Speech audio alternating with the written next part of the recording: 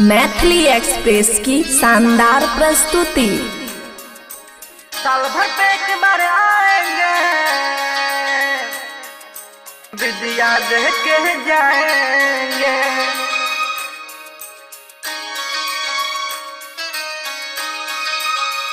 ओ माई साल भर पे एक बार आएंगे,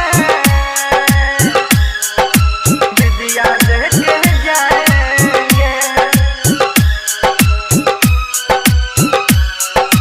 विद्या दे के जाएंगे।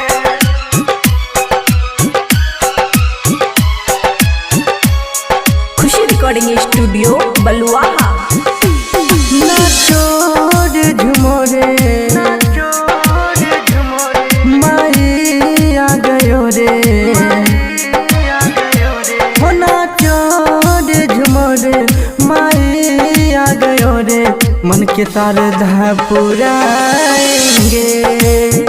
ओ माई साल भर पे एक बार आएंगे, विद्या दे के जाएंगे। ओ माई साल भर पे एक बार आएंगे, विद्या दे के जाएंगे। ओ नाचो रे झुमोरे, माई आ गयो रे, ओ नाचो रे झुमोरे, माई आ गयो रे।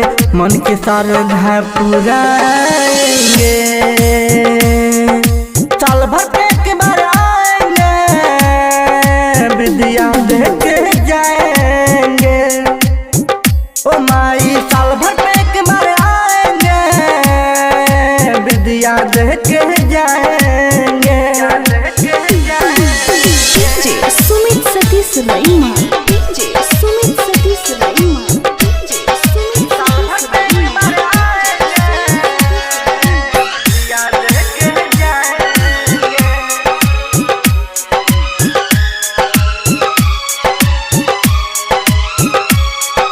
हर बच्चा बच्चा के दिल में है, माई तो किस्मत के मंजिल है। आ गइल बा माई परीक्षा, पूरा करिह सब बच्चा के इच्छा। नाचो रे झुमोरे,